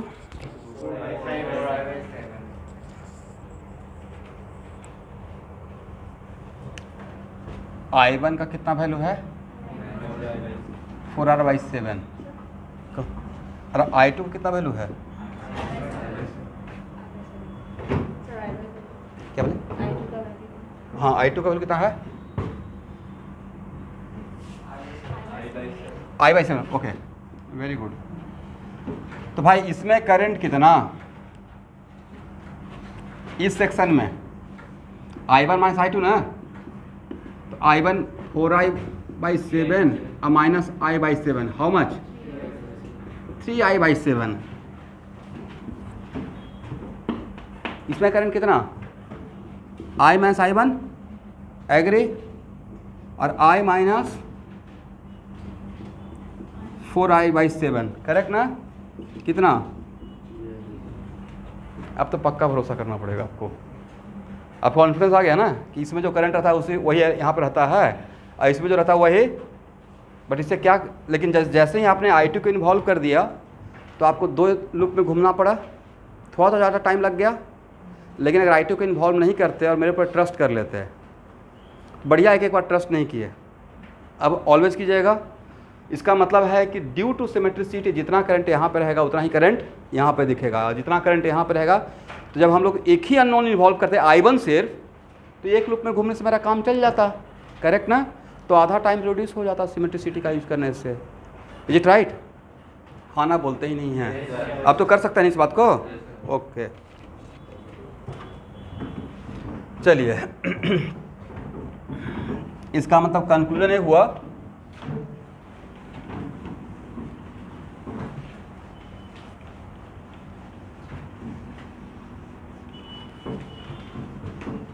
कंक्लूजन। अब चलिए यहाँ पे, अब इतना मेहनत किए हैं आप लोग तो आर ए बी यहाँ से ही निकाल लेते हैं, ठीक है, बाद में देखेंगे।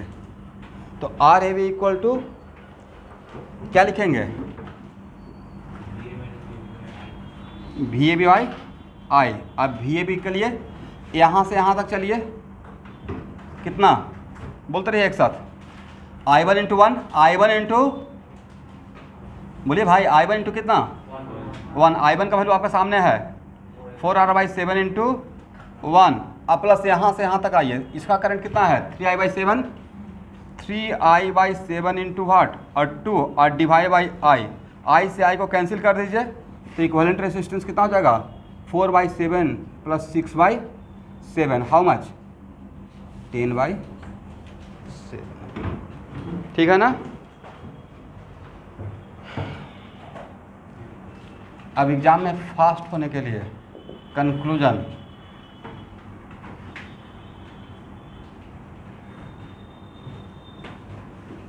अगर AR1 रहेगा यहाँ देखिए और AR2 रहेगा, A वैल्यू R3 रहेगा और AR2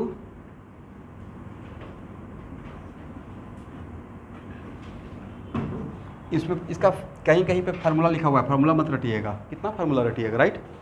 बस इसके एलोंग ए सिमेट्रिकल हो गया, एलोंग डायगोनल ए, इसमें जितना करंट मानिएगा, यहाँ से बनाने का तरीका अभी भी यही रहेगा। यहाँ पे कोई पैरेलल सीरीज है क्या, बट यहाँ पे आपको ना चाहते हुए करंट का थोड़ा तो डिस्ट्रीब्यूशन करना पड़ेगा। तो यहाँ से करंट आई, तो इसमें कितना, अगर I1 जा रहा है तो इसमें कितना भेजेंगे I माइनस I1, तो यहाँ से भी आप कितना जाएगा I माइनस, और यहाँ से कितना I1, तो भाई इसमें कितना रहेगा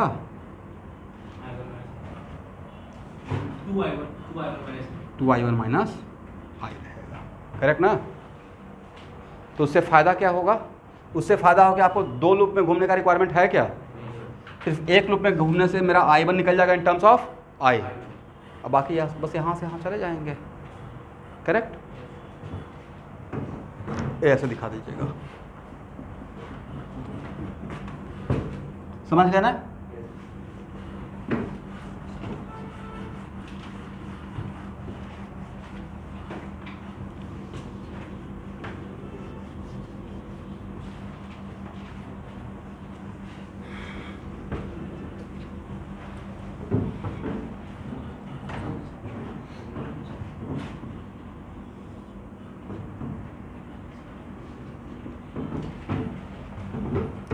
और लिखिए some problem based on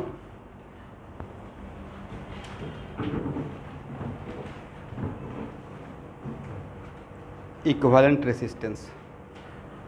अब कुछ प्रॉब्लम बनाते हैं, ठीक है, डिफरेंट टाइप का।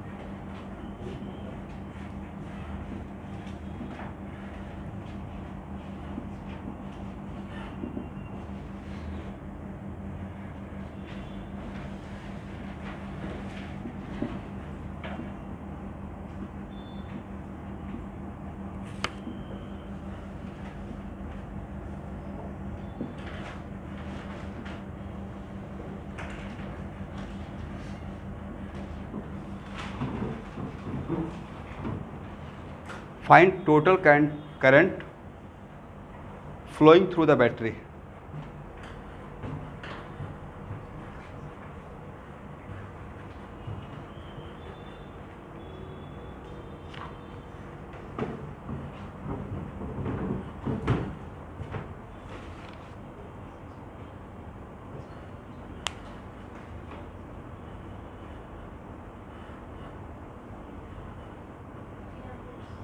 Find out total current flowing through the battery. Okay, क्या हम लोग इसको ऐसे दिखा सकते हैं, इन तीनों का इक्विवेलेंट कितना? 1/2 प्लस 1/3 प्लस 1/6 1 आया है।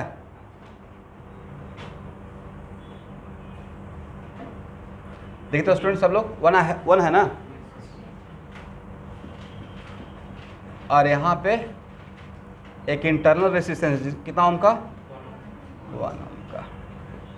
तो बहुत सिंपल सर्किट हो गया, इसमें तो डायरेक्ट करंट निकल जाएगा। तो क्या I इक्वल टू हम लिख सकते हैं 30/1 + 1। किसी को डाउट है तो भाई एक बार एक लूप में घूम, इस लूप में घूम सकते हैं, राइट। इस लूप में जंक्शन लॉ लगाने का रिक्वायरमेंट है क्या? इन तीनों के बदले, ये तीनों किसमें है? पैरेलल है, राइट। तो इन तीनों के बदले मैंने ये लिख दिया, और उसके बाद ये कहाँ से आया? तो मेरा अब आंसर रहेगा किरचॉफ लूप लॉ, राइट। तो वहाँ से I इक्वल टू आएगा यही, करेक्ट ना? ठीक है ना? कितना एम्पियर? 15 एम्पियर। नेक्स्ट, पहले आपने एक फॉर्मूला का बात किसका? फॉर्मूला मैंने बोला था कि अब इसका कोई फार्मूला मत रटिएगा, जस्ट ऐसे ही बना लेना है, क्योंकि इसका फार्मूला भी है, लेकिन फार्मूला तो हम लोग खुद ही बना सकते हैं ना, बट फार्मूला कॉम्प्लिकेटेड रहेगा। जितना देर फार्मूला याद करेंगे, जितना एफर्ट में, उतना उससे कम टाइम में तो सॉल्व कर लेंगे, राइट। चलिए, ऑल्सो फाइंड आउट, इसी क्वेश्चन में next question, current through each resistor. कितना रेसिस्टर है?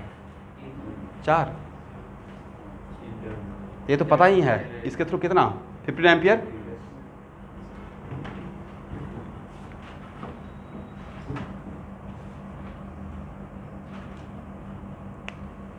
टोटल करंट जा रहा है 15 एम्पियर, राइट। कैसे सॉल्व कीजिएगा एवरीवन? तो सर इसके बीच का पोटेंशियल डिफरेंस कितना? नहीं, 30 है। यहाँ पे आइडियल बैटरी नहीं है, ये नॉन आइडियल बैटरी है, राइट। भूल गए आप लोग? VA माइनस VB इक्वल क्या लिखेंगे? E माइनस IR, करेक्ट ना? यहाँ पे आपका बैटरी लोड है या सोर्स है? समझ गए ना अपना मिस्टेक? ये तो यहाँ पे दिखाए थे ऐसे, ये बाहर में रहता है या बैटरी के अंदर रहता है? बैटरी। तो यहाँ पे बैटरी के टर्मिनल, जब बैटरी फंक्शन कर रहा है तो बैटरी के टर्मिनल के क्रॉस क्या यही पोटेंशियल डिफरेंस रहेगा अगर वो सोर्स बना हुआ है, या अलग हो जाएगा? E minus IR, how much? 30 minus 15 × 1, 15 volt ना? यस। अब देखिए, तो यहाँ इसके बीच का पोटेंशियल डिफरेंस और इसके बीच का पोटेंशियल डिफरेंस, इसके बीच का पोटेंशियल अलग अलग रहेगा या सेम रहेगा? सेम रहेगा। तो क्या VA माइन, इसमें देख लेते हैं, I1 इसमें क्या करते हैं, I2 इसमें क्या करते हैं, I1 + I2 + I3 का वैल्यू 15 एम्पियर आना चाहिए, हाँ या ना? तो क्या VA minus VB equal to I1 × 2 लिख सकते हैं इसके अक्रॉस? बोलिए भाई, हाँ या ना? Then I1 equal to 15/2 ampere, right. फिर क्या हम लोग लिख सकते हैं VA minus VB equal to I2 × 3, imply I2 equal to कितना? 15/3, कितना ampere? 5 ampere, is it right? और VA माइनस VB, यहाँ पे मिस्टेक हो सकता था, आप 30 मान लेते, ठीक है। VA minus VB equal to I3 × 6, तो I3 इक्वल टू कितना? 15/6। तीनों को ऐड करने से देखिए तो सही है ना, 15/6। तीनों को ऐड करने से 15 एम्पियर आता है।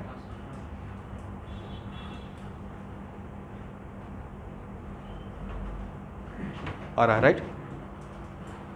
चलिए, अब उसके बाद पूछा जाएगा इन तीनों में सबसे, मान लेते हैं यहाँ देखिएगा मान लेते हैं यहाँ सबको देखना है। मान लेते हैं कि बल्ब के अंदर भी तो रेसिस्टर ही तो रहता है। आपसे पूछा था कि इन तीनों मान लेते बल्ब है, लेट अस सपोज ये बल्ब है, तो इन तीनों में से किस बल्ब का ब्राइटनेस सबसे ज़्यादा रहेगा? जिसका पावर सबसे ज़्यादा रहेगा, जो पावर सबसे ज़्यादा प्रोड्यूस करते रहेगा, मतलब हीट पर यूनिट टाइम, किसका ज़्यादा रहेगा? आई स्क्वायर आर निकालिए, ए वैल्यू देखिए और ए वैल्यू देखिए और ए वैल्यू देखिए, और तब बताइए सबसे ज़्यादा वैल्यू किसका है? ये किसका पावर है? इसका। एक किसका पावर है? इसका। और एक किसका पावर है?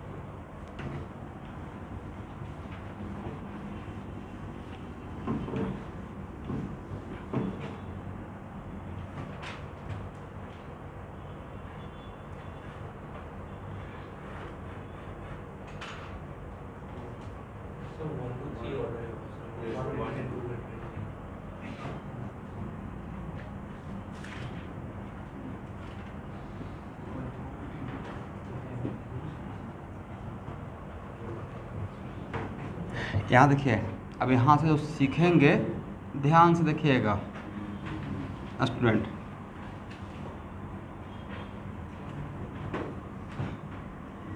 उसको कहीं पे यूज भी कर,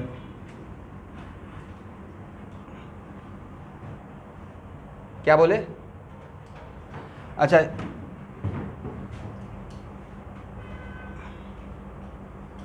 ये तो फिर से फर्स्ट क्लास में जाना पड़ेगा। बैटरी जहाँ पे पढ़ा रहे थे, जहाँ पे बैटरी सोर्स बना रहेगा उसका तब उसके टर्मिनल के क्रॉस अगर उसमें इंटरनल रेसिस्टेंस है तो डेरिवेशन में क्या आया था? प्लस आया था या माइनस आया था? फर्स्ट क्लास में ही पढ़ाया हूँ। इसलिए यहाँ पे V minus V equal to E minus I R ही होगा, ठीक है, करेक्ट ना? और जहाँ पे लोड बनता है वहाँ पे क्या होता है? एक कोई रेक्टेंगल होता है, वहाँ पे मैंने प्रूफ किया था कि ऐसा ही होता है from conservation of energy. Okay, first class का लेक्चर देखिएगा। देखो, फर्स्ट क्लास का लेक्चर में बैटरी पढ़ाने का मेरा मेन रीज़न यही था कि आगे क्लास में कहीं भी अगर यूज करना हो तो डायरेक्टली मैं ई माइनस आई आर आपको कॉन्फ्रेंस में लेकर लिख सकता हूँ, राइट? अदरवाइज फिर से वही सेम काम करना पड़ेगा from conservation of energy. Kirchhoff's loop law भी लगा रहे हैं तो कौन सा कंजर्वेशन ऑफ एनर्जी ही तो है। अब बार बार क्या कंजर्वेशन ऑफ एनर्जी करेंगे तो बहुत कॉम्प्लिकेटेड रहेगा कि क्यू चार्ज आया, फिर इतना ही गेन किया, इतना लॉस किया, राइट? चलिए स्टूडेंट, यहाँ देखिएगा, ये है R1, यहाँ से जो सीखे सबसे ज़्यादा पावर किसका है? इसका मतलब है कि जिसका रेसिस्टेंस सबसे कम है उसमें ब्राइटनेस सबसे ज़्यादा रहेगा, राइट? तो यहाँ से हम लोग ये सीख रहे हैं R1, R2, R3। तो अगर ये वैल्यू है, एग्री, तो पावर का वैल्यू ये रहेगा। सर ऐसा क्यों? ऐसा इसलिए, पावर इक्वल टू लिखते क्या हैं? ये भी तो एक फार्मूला है, आई स्क्वायर आर, है ना? मतलब इसको ऐसे भी तो लिख सकते हैं ना एवरीवन, लिख सकते हैं। और this is called what? V A V. तो अगर इसके लिए बात करेंगे तो P1 equal to I1 square R1, है ना? इसको ऐसे लिख सकते हैं I1 R1 इंटू I1, बोलिए भाई। और ये क्या है? VAV I1। सब में ये वाला टर्म तो सेम रहेगा, ये वाला टर्म VAV तो सब में सेम रहेगा ना। और अगर यहाँ पे अगर ये पैरेलल में है, किस में है? अगर ये पैरेलल में है तो क्या करंट का वैल्यू ऐसे बोल सकते हैं? पैरेलल का रूल यही था कि जिसका रेसिस्टेंस कम उसमें करंट ज़्यादा। तो भाई सबका जब यहाँ पे पावर निकालिएगा तो एक टर्म तो कॉमन हो जाएगा, आई इंटू आई, ये वाला टर्म क्या रहेगा, एक V A B I into what I, correct ना, लिखेंगे आई स्क्वायर आर से ही स्टार्ट करेंगे, बट एक्चुअली जिसमें करंट ज़्यादा रहेगा उसमें पावर ज़्यादा दिखेगा, और जिसमें पैरेलल के लिए, और जिसमें करंट कम रहेगा उसमें पावर। तो पहले एक प्रॉब्लम लिए न्यूमेरिकल वैल्यू, फिर यहाँ से आपको कॉन्फिडेंस में ले लिए, ऐसे डिराइव करके। आप लोग समझे मैंने क्या बोल दिया? तो पैरेलल में अगर रेसिस्टर है और एक टोटल करंट जा रहा है, तो जिसमें करंट का सबसे ज़्यादा किसमें जाएगा, ये तो पक्का आपको आइडिया रहेगा।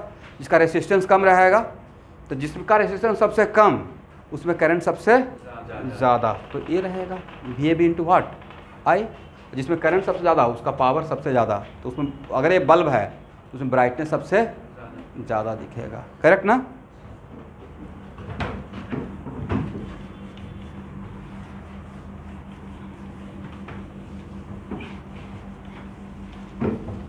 हाँ,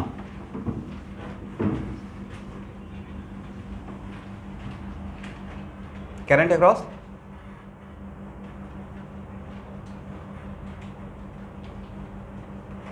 एक इसका क्वेश्चन है, ये तो बहुत पुराना बात हो गया। करंट अक्रॉस R1 निकालना रहेगा तो कैसे निकालें? क्यों घूमना पड़ेगा जब पैरेलल में है? तो फिर पैरेलल का हम लोग यूज कहाँ किए? इनका क्वेश्चन है कि सर इसमें करंट पूछा जाएगा तो कैसे निकालेंगे? आर ए बी निकाल लीजिएगा, आर ए बी निकाल लेंगे। अब कैसे सर? आर ए बी के लिए होगा R1 R2 plus R2 R3, sorry R1 R2 R3 R divide by R1 R2 R3 plus, निकल गया। Okay, V A B equal to, बोलिए R A B equal to लिखिएगा ना, V A B by I, correct.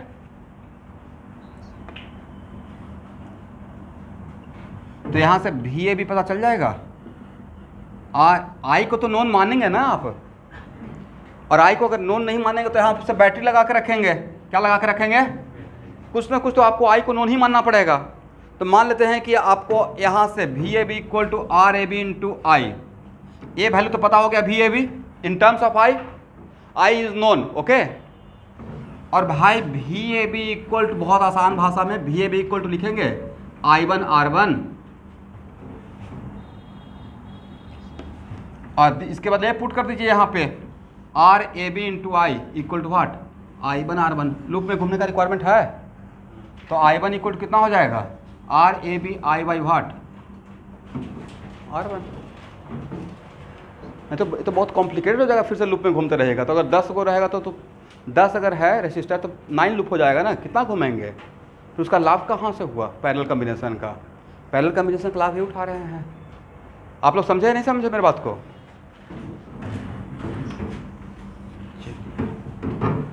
Okay everyone, देखिए अभी जो problem ले रहे हैं वो बिल्कुल टाइप प्रॉब्लम है, कुछ भी ऐसा नहीं है कि हाँ नया प्रॉब्लम है। इसको हटाएं।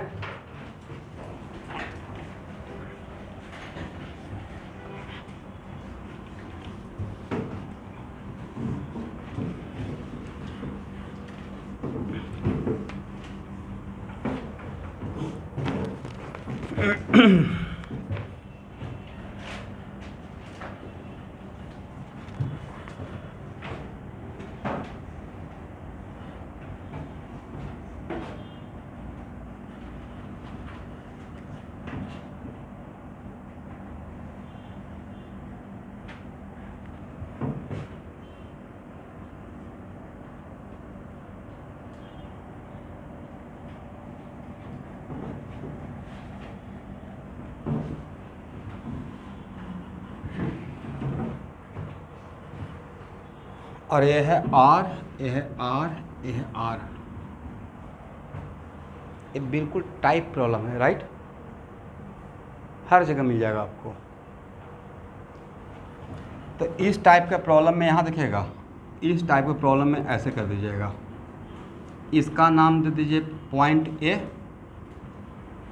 इसका नाम दीजिए पॉइंट बी, इसका नाम दीजिए पॉइंट सी, और इसका नाम तो चलिए पॉइंट डी बोल देते हैं। और हम लोग को निकालना है RAD। बोलिए स्टूडेंट, ए से शुरू करते हैं। ए और सी डिफरेंट पोटेंशियल पे या सेम पोटेंशियल पे? ए और सी सेम पोटेंशियल ना, तो ए और सी को सेम कर दिए, एक पॉइंट बना दिए। ए और सी को 2 पॉइंट या सेम पॉइंट? और बी और डी? ओके। अब ए से बी पे जाते हैं, ऐसे कहाँ से कहाँ? ए से बी और डी सेम पोटेंशियल क्यों? क्योंकि कंडक्टिंग वायर से जुड़ा हुआ है। ए और ए सेम पोटेंशियल क्यों? क्योंकि कंडक्टिंग वायर से जुड़ा हुआ है। तो कंडक्टिंग वायर से जुड़ा है मतलब पोटेंशियल बाई सेम पोटेंशियल है, तो उसको पोटेंशियल बाई सेम पॉइंट मान सकते हैं, राइट। अब ए से बी पे जा रहे हैं, ए से बी पे, तो ए से बी के बीच में कितना रेसिस्टर है? एक है, करेक्ट। अब बी से सी पे आ रहे हैं, तो बी से सी पे आने का मतलब है कि आप ए पे पहुंच गए, हाँ या ना? बी से सी पे जाने का मतलब कहाँ पहुंचे हुए हैं? तो सर मैं तो आगे बढ़ रहा हूँ भाई, आगे बढ़ रहे, लेकिन पोटेंशियल भाई आप ए पर ही आ चुके हैं, एग्री?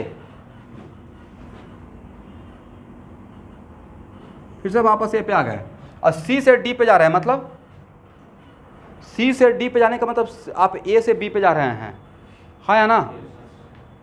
सी से डी पे जाने का मतलब आप ए से कहाँ पे जा रहे हैं? बी पे जा रहे हैं।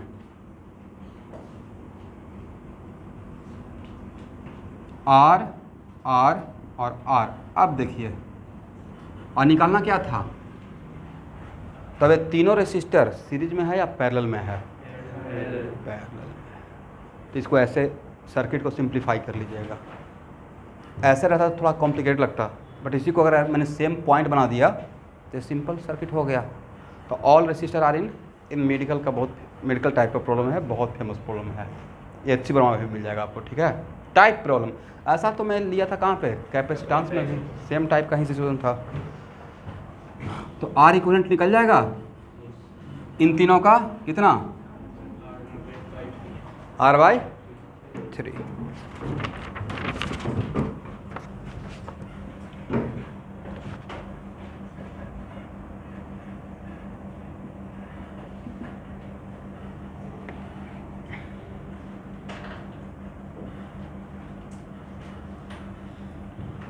ओके स्टूडेंट, तो आज का क्लास इतना ही रहने दीजिए। यहाँ से नेक्स्ट क्लास सिर्फ इक्विवेलेंट रेसिस्टेंस निकालेंगे, जिसमें हम लोग को अच्छा फील होते रहे। और करंट इलेक्ट्रिसिटी का बहुत बड़ा टॉपिक नहीं है। और देखिए, आज तो मैं आर के सर से बात किया हूँ, अब उनका क्या प्लानिंग है। ऐसा भी हो सकता है कि कल तक वो यहाँ पे आए, 50-50 चांस बन रहा है। तो अगर वो आ गए तो फिर आपका 12th वाला का सुबह में 2 क्लास लगते रहेगा, एक मेरा ऑर्गेनिक का और एक सर का। और आकर मोटा उनके दिमाग में EMW भी चल रहा था, बट EMW तो इस टर्म में फर्स्ट टर्म में है नहीं, तो